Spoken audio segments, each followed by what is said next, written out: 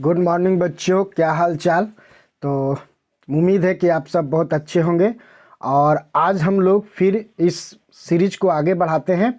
और हमने प्रिज्म तक पिछले वाले वीडियो में पढ़ा था, और अभी हम थोड़ा सा इसको रिकॉल करेंगे और आगे बढ़ेंगे। ठीक है, तो प्रिज्म क्या था आप देख सकते हैं कि प्रिज्म एक it has 2 triangular base and 3 rectangular lateral surface. एक ट्रांसपेरेंट मटेरियल होता है।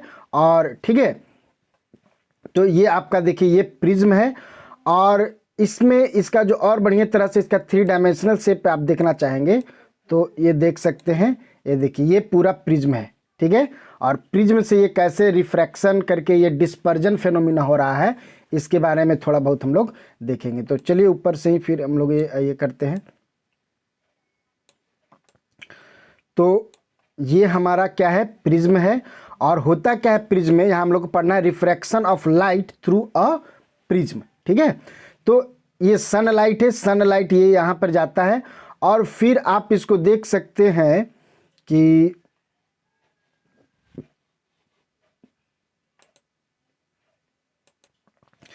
यहाँ क्या हो रहा है कि ये जो सनलाइट है, सनलाइट ये यहाँ से गया है।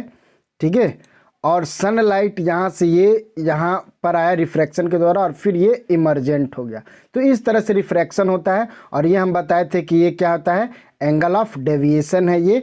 ठीक है, और इसके हम लोग डिफाइन भी किए थे। ठीक है, तो अब हम लोग आगे बढ़ते हैं और कि यहाँ पे आप देखें कि वाइट लाइट जो बीम है ये यहाँ पर आया, यहाँ पे रिफ्रैक्शन और डिस्पर्जन हो रहा है। और डिस्पर्जन के कारण क्या हो रहा है कि मेरा जो वाइट लाइट है वो 7 कलर में डिवाइड हो जाता है। ठीक है, तो ऊपर में होता है रेड कलर, ठीक है, और नीचे में सबसे ज़्यादा जो डेविएट होता है वो होता है वायलेट कलर। और इस फेनोमिना को हम लोग बोलते हैं डिस्पर्जन। क्या बोलते हैं, डिस्पर्जन।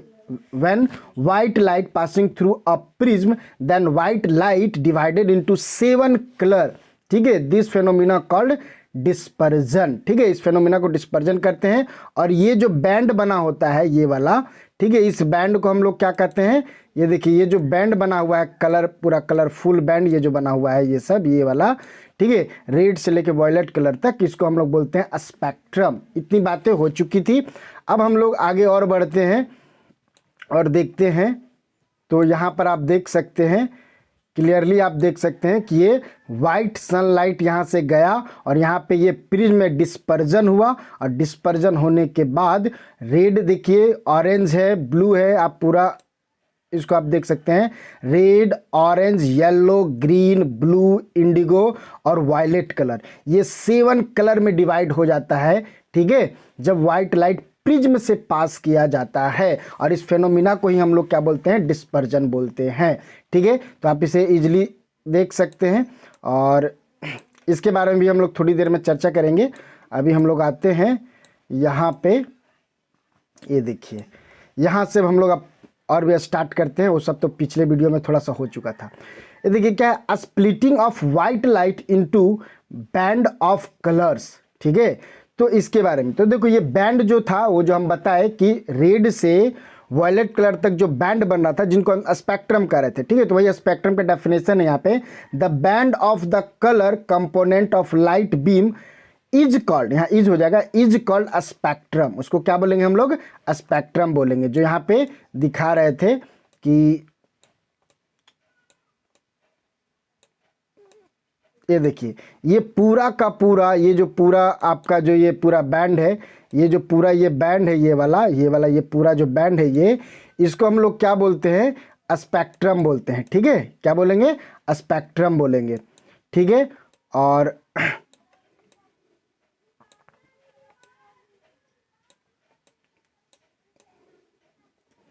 चलिए ठीक है, और इसमें देखिए क्या होता है, वायलेट कलर होता है, इंडिगो कलर होता है। तो ये इसका पूरा बताया गया, इसमें टोटल 7 कलर है। अब देखिए उसके बाद तो स्पेक्ट्रम का आप डेफिनेशन जान गए। अब देखिए the splitting of white light into its component colour is called dispersion. इसको हम लोग डिस्पर्जन के नाम से जानते हैं।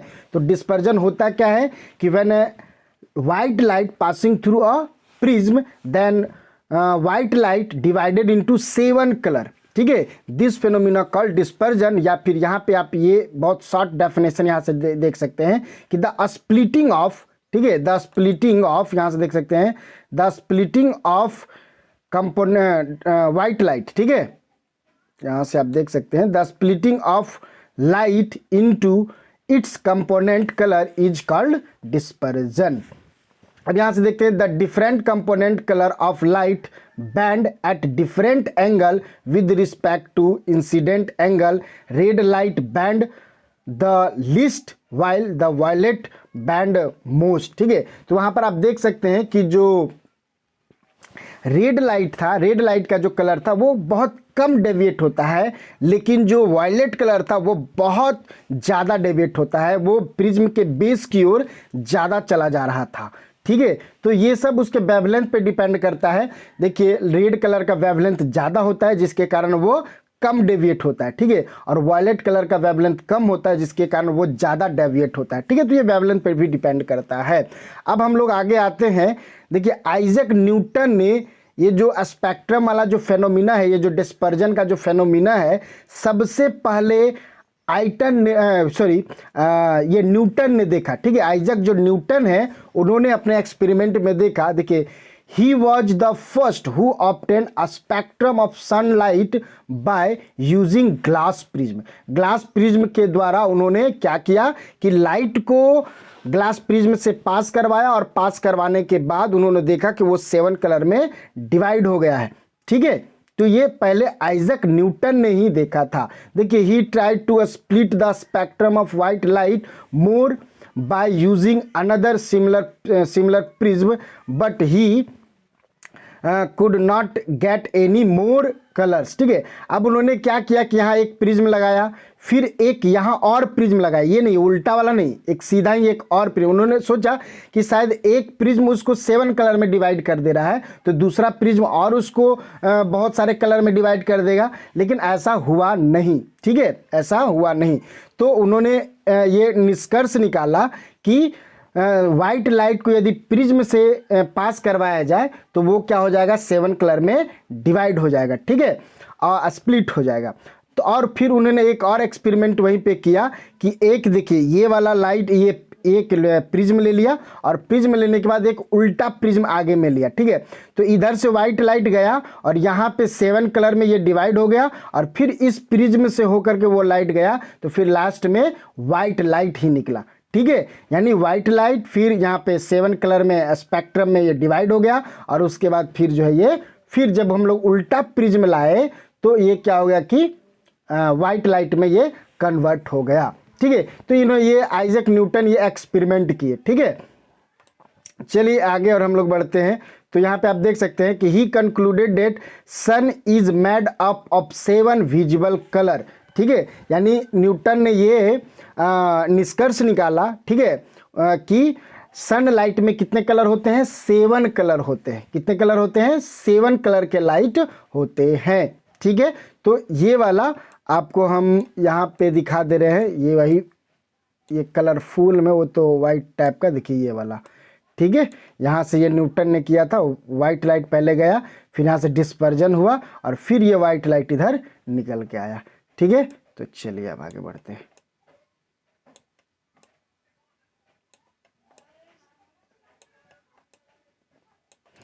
अब हम लोग पढ़ेंगे रेनबो, ठीक है। रेनबो के बारे में देखते हैं कि रेनबो क्या होता है। तो आप देख सकते हैं rainbow, it is the spectrum of sunlight. आप रेनबो देखे होंगे, बरसात के समय में ज़्यादातर दिखता है ये, ठीक है। तो it is the spectrum of sunlight in nature, ठीक है। It is form due to the dispersion of sunlight by the tiny water droplets, ठीक है, प्रेजेंट इन एटमॉस्फेयर। तो रेनबो होता है क्या बच्चों, ये समझने की कोशिश करते हैं कि एयर में वाटर के छोटे छोटे पार्टिकल होते हैं, ड्रॉपलेट्स जिसको बोलते हैं, और वो प्रिज्म की जैसा बिहेव करता है, ठीक है। एयर में जो स्काई है, स्काई में क्या होते हैं, वाटर के ड्रॉपलेट्स होते हैं, और वो ड्रॉपलेट्स कैसे बिहेव करते हैं, तो वो प्रिज्म की तरह बिहेव करते हैं। जब इससे सनलाइट पास होता है तो सनलाइट 7 कलर में क्या होता है कि डिवाइड हो जाता है। ठीक है, और एक स्पेक्ट्रम बना देता है। वही स्पेक्ट्रम जब लाइट हमारे आंखों पे पड़ती है तो हमें वो 7 कलर दिखाई देता है और हम उसे रेनबो के नाम से जानते हैं। जैसे कि यहाँ पे आप देख सकते हैं, ये आप देख सकते हैं कि ये मेरा सन है और ये वाइट लाइट यहाँ से ये सनलाइट गया और ये मेरा वाटर का ड्रॉप है। ठीक है, ये वाटर ड्रॉप है। देखिए रेन ड्रॉप, यहाँ ड्रॉप लिखना चाहिए था इसको। ठीक है, मैं जो टाइपिंग किया है, ठीक है, तो टाइपिंग करने के लिए जो इसको दिए हैं तो वो टाइप में ये गलती किया। ठीक है, तो यहाँ पे ये क्या किया है कि ये ड्रॉप ये होना चाहिए। ठीक है, ये वाटर ड्रॉप है और यहाँ से ये क्या करेगा, यहाँ से ये आएगा और यहाँ पे रिफ्रैक्शन और डिस्पर्जन दोनों होगा। देखिए यहाँ पे रिफ्रैक्शन हुआ और ये डिस्पर्जन हुआ और डिस्पर्जन हुआ और यहाँ पे टोटल इंटरनल रिफ्रैक्शन होता है। ठीक है, ये टोटल इंटरनल रिफ्लेक्शन हो गया। देखिए पूरा का पूरा रिफ्लेक्ट कर गया और फिर यहाँ पे रिफ्रैक्शन हुआ। ठीक है, और रिफ्रैक्शन हो करके ये हमारा एक पूरा स्पेक्ट्रम बना दिया। इसी स्पेक्ट्रम को हम लोग क्या बोल रहे हैं, रेनबो बोलते हैं। और ये स्काई में पूरा क्लियरली दिखाई देता है। ठीक है, बरसात के समय आप देखेंगे तो ये क्लियरली आपको दिखाई देगा। ठीक है, तो यहाँ पर 3 ठो फेनोमेना होता है, याद रखें। रिफ्रैक्शन होता है, डिस्पर्जन होता है और टोटल इंटरनल रिफ्लेक्शन होता है। यानी रेनबो बनने के लिए कितने फेनोमेना टेक प्लेस होते हैं, तो 3, रिफ्रैक्शन, डिस्पर्जन और टोटल इंटरनल रिफ्लेक्शन। ये याद रखें, ये कंपटीशन में बहुत बार पूछता है। ठीक है, तो अब हम लोग देखिए आते हैं, ये देखिए यहाँ पे कि ये देखिए क्या है कि water droplets act like prism. ठीक है, जो हमने बताया, it refract and disperse the incident sunlight, then reflect it internally, फिर उसके बाद इंटरनली रिफ्लेक्ट करेगा and finally refracted it again, फिर से रिफ्रैक्शन होगा, 2 बार रिफ्रैक्शन हो रहा था। When it emerge out the droplet, उसके बाद ये बाहर निकलेगा। ठीक है, तो हमको वो रेनबो हमको दिखाई देगा। ठीक है, a rainbow is always form in a direction opposite to the sun. तो सन के अपोजिट में ही रेनबो आपको दिखाई देता है। ठीक है, सन के साइड में आपको रेनबो दिखाई नहीं देगा और वो नहीं बनता। ठीक है, यहाँ पर ये चीज। अच्छा ठीक है, और ये क्यों होता है तो हमको बता दिए हैं, due to dispersion, internal reflection, ठीक है, और रिफ्रैक्शन के कारण ही ये बनता है। ठीक है, तो ये हो गया। अब देखिए यहाँ पर नोट करने की बात है कि red colour appear on the top. ठीक है, रेनबो में टॉप पे कौन सा कलर होता है, तो रेड कलर होता है, ये याद रखें आप। ठीक है, और वायलेट कलर क्या होता है, बॉटम में होता है। ठीक है, यहाँ पर आप देखिए कि वायलेट कलर जो है वो बॉटम में होता है और रेड कलर जो है कि टॉप पे होता है रेनबो में, ये आप याद रखें। ठीक है, तो ये आपका मतलब एग्जाम के व्यू से बहुत इंपॉर्टेंट है और यहाँ से आप देख चुके हैं कि ये रेनबो क्या होता है। चलिए आगे और हम लोग बढ़ते हैं। ये आप ओरिजिनली में देखें, स्काई में इस तरह का रेनबो बनता है। ठीक है, ये इस तरह से बनता है। ठीक है, चलिए आगे बढ़ते हैं हम लोग। और ये देखिए, ये एग्जाम में इसी तरह से आप फिगर ड्रॉ कीजिएगा। वो तो कलरफुल था तो कलरफुल ड्रॉ नहीं कर पाइएगा। ठीक है, तो एग्जाम में आप इस तरह से ये कीजिएगा। ठीक है, तो यहाँ पे होता है क्या, यहाँ पे होता है रिफ्रैक्शन, डिस्पर्जन, यहाँ टोटल इंटरनल रिफ्लेक्शन और यहाँ पर फिर रिफ्रैक्शन होता है और यहाँ पे आपको रेनबो दिखाई देता है। चलिए अब हम लोग आगे बढ़ते हैं। अब हम लोग पढ़ते हैं एटमॉस्फेरिक रिफ्रैक्शन। ठीक है, एटमॉस्फेरिक रिफ्रैक्शन तो होता क्या है बच्चों कि अर्थ के ऊपर में एयर का बहुत मतलब कि लेयर है, बहुत बड़ा लेयर है। ठीक है, लेयर बाय लेयर हमारा जो है कि एटमॉस्फेयर जो हमारा अर्थ है, अर्थ के ऊपर में जो है कि एयर होता है। ठीक है, ये चारों तरफ से एयर से ये ऑक्यूपाई होता है, घिरा होता है, जिसको हम लोग एटमॉस्फेयर कहते हैं। और यदि हम लोग एक इमेजिन करें कि ये जो एयर है, एयर का ये जो पूरा घिरा हुआ एयर है, उसको हम एक लेयर में बांटे तो हर एक लेयर जो है कि कोई क्या होगा कि डेंसर होगा और कोई रेयर मीडियम की तरह बिहेव करता है। तो अर्थ के जो पास में जो ये है क्या बोलते हैं एयर का लेयर है, वो डेंसर मीडियम होता है। और जैसे जैसे हम लोग ऊपर जाते हैं तो एयर का डेंसिटी घटता है, एयर का डेंसिटी घटता है। ठीक है, अर्थ के ऊपर हम लोग यदि जाएं तो एयर का डेंसिटी क्या होगा, घटेगा। तो ऊपर वाला लेयर और नीचे वाले लेयर में अंतर होता है, ठीक है। ऊपर वाले लेयर का डेंसिटी कम होता है, जिसके कारण हम उसको कहते हैं आपका रेयर मीडियम, और नीचे वाले का डेंसिटी ज़्यादा होता है, इसीलिए हम उसको कहते हैं डेंसर मीडियम। तो उसके कारण क्या होता है कि रिफ्रैक्शन की फेनोमिना होती है, और रिफ्रैक्शन जब सनलाइट एटमॉस्फेयर में इंटर करता है तो रेयर लेयर से मीडियम से डेंसर मीडियम में जाता है, क्योंकि ऊपर वाला रेयर मीडियम की तरह बिहेव कर रहा है और नीचे वाला डेंसर मीडियम की तरह बिहेव कर रहा है, जिसके कारण क्या होता है कि रिफ्रैक्शन की फेनोमिना होती है, और उसी को हम लोग एटमॉस्फेरिक प्रेशर के नाम से जानते हैं, ठीक है। तो उस पोजीशन में क्या होता है, जब हम लोग स्टार को देखते हैं, देखिए एपरेंट स्टार पोजीशन, ठीक है। तो स्टार को जब हम लोग देखते हैं ना, तो रिफ्रैक्शन के कारण उसका पोजीशन अलग दिखाई देता है, ठीक है। जहां पर एक्चुअल में जहां स्टार है वहां पे हमको वो दिखाई नहीं देता है, वो दूसरे पोजीशन पे हमको दिखाई देता है, क्योंकि रिफ्रैक्शन के कारण उसका इमेज हायर पोजीशन पे बन जाता है, जिसके कारण वो हमको मतलब कि अलग दिखाई देता है, दूसरे जगह पे दिखाई देता है, ठीक है। तो ये देखिए apparent star position, it is due to atmospheric refraction of star light. तो यदि आपको कोई पूछे कि एपरेंट स्टार पोजीशन मतलब स्टार अपने एक्चुअल पोजीशन पे हमें दिखाई नहीं देता है, इसका कारण क्या है, तो एटमॉस्फेरिक रिफ्रैक्शन, ठीक है। अब देखिए यहाँ पर कुछ बताया भी है कि the temperature and density of different layer of atmosphere keeps varying, hence we have different medium. इसीलिए हम लोग को क्या है कि वो डिफरेंट मीडियम ये होता है, क्योंकि ऊपर वाला लेयर में डेंसिटी कम होता है, नीचे वाला उसके नीचे वाला में डेंसिटी ज़्यादा होता है, उसके नीचे वाला में और ज़्यादा होता है, उसके नीचे वाला में और ज़्यादा होता है, इसलिए रेयर डेंसर के लेयर में डिवाइड होता है हमारा एटमॉस्फेयर, ठीक है।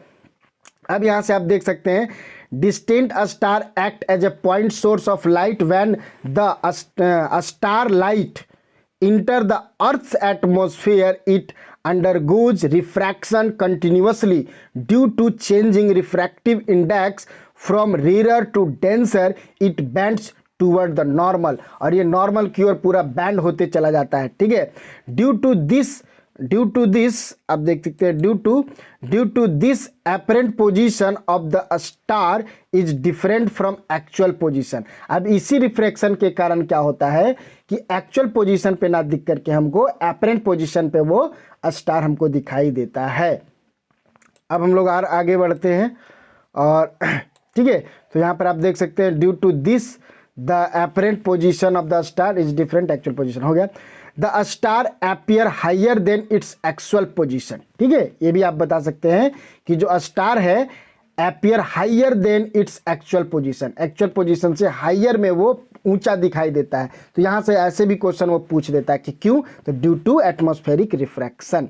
अब हम लोग आते हैं, देखिए यहाँ पर ये मेरा अर्थ है, और अर्थ में मान लेते ये हम है, हम लोग का आई है, यहाँ पे यहाँ से हम लोग देख रहे हैं, तो एक्चुअल में स्टार यहाँ पे, लेकिन हम लोग को दिखता यहाँ पे, देखिए ये वाला, ये डॉट डॉट जो दिखाया गया है ये यहाँ वाला। तो ऐसा क्यों हुआ, तो रिफ्रैक्शन के कारण। क्यों हुआ, तो रिफ्रैक्शन, एटमॉस्फेरिक रिफ्रैक्शन के कारण। अब जो है यहीं पे हम लोग थोड़ा सा और भी पढ़ेंगे, ट्विंकलिंग ऑफ अ स्टार, ठीक है। तो ट्विंकलिंग ऑफ अ स्टार का भी रीजन यही है, ठीक है, कि it is also due to atmospheric refraction. Atmospheric refraction के कारण ही हमको स्टार क्या है, ट्विंकलिंग करता हुआ दिखाई देता है।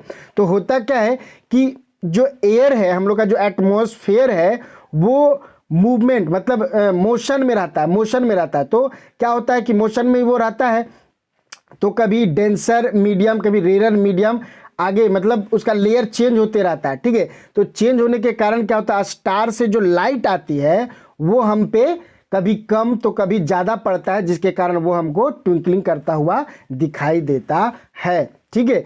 तो ये हुआ, ठीक है। तो यहाँ पर देखिए distant a star act like a point source of light as the beam of a star light keeps deviating from its path. The apparent position of a star keeps on changing because physical condition, ये देखिए physical condition of Earth's atmosphere is not stationary। तो उसका जो physical condition है वो stationary नहीं है, वो motion में है, ठीक है। Hence the amount of light enter our eyes fluctuate, sometime bright, sometime faint, ठीक है। This is the twinkling effect of star. ठीक है, तो इसके कारण हमको वो ट्विंकलिंग करता हुआ दिखाई पड़ता है। ठीक है, तो ऐसे कोई पूछा कि स्टार ट्विंकलिंग क्यों करता है, तो आप एक लाइन में आप आंसर दे सकते हैं, it is also due to atmospheric refraction. ये एटमॉस्फेरिक रिफ्रैक्शन के कारण ही हमको ट्विंकलिंग करता हुआ दिखाई देता है। ठीक है, और ये आप ये सब भी फिगर वगैरह ड्रॉ कर सकते हैं एग्जाम में यदि आया तो ये वाला। ठीक है, तो अच्छा खासा नंबर मिलता है इससे।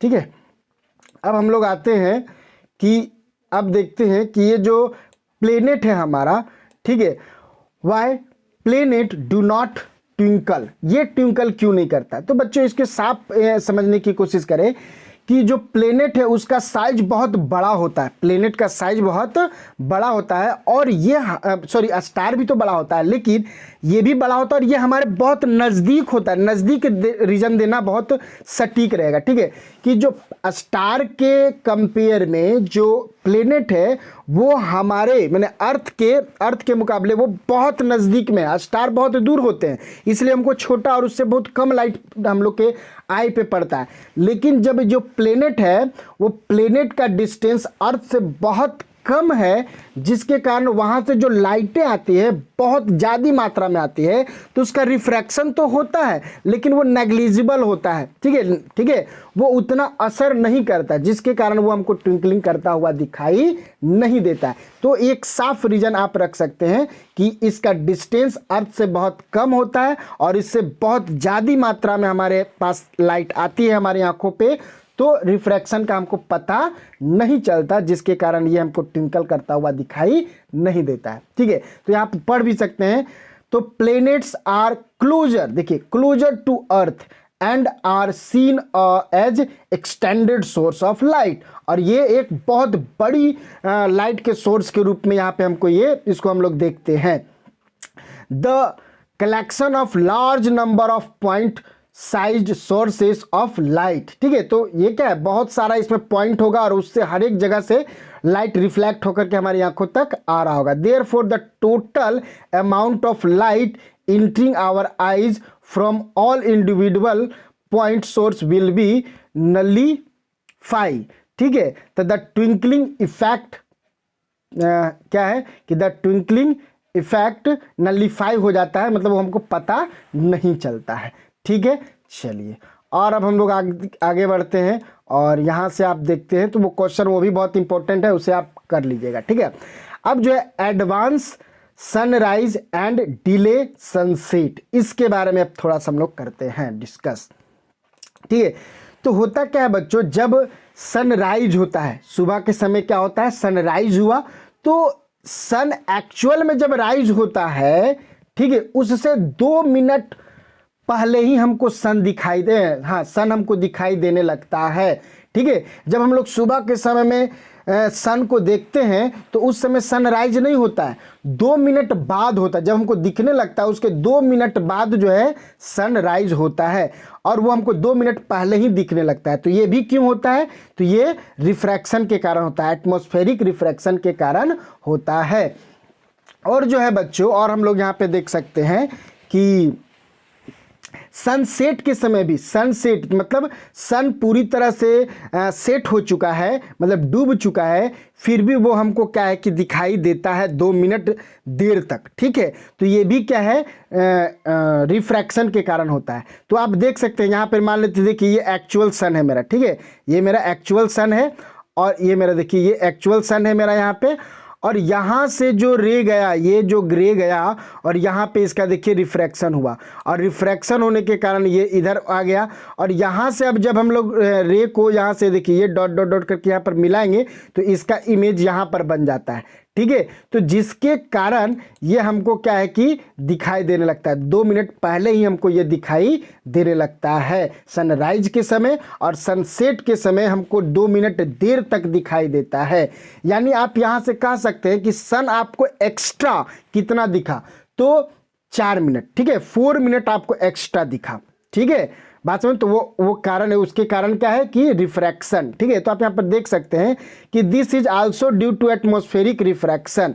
देखिए, because of this sun is visible about 2 minute early than actual sunrise and about 2 minute after the actual sunset. ठीक है, अब यहां से देख सकते हैं आप कि apparent flattering of the sun's disk at sunset and sunrise is due to atmospheric refraction। ठीक है, तो यहां पर आप एक क्वेश्चन भी आता है कि आपको सन एक्स्ट्रा कितना दिखा, तो हमें सन एक्स्ट्रा 4 मिनट दिखा, 2 मिनट पहले सनराइज के समय और सनसेट जब हो गया उसके 2 मिनट तक एक्स्ट्रा हमको उधर में भी दिखाई देता है।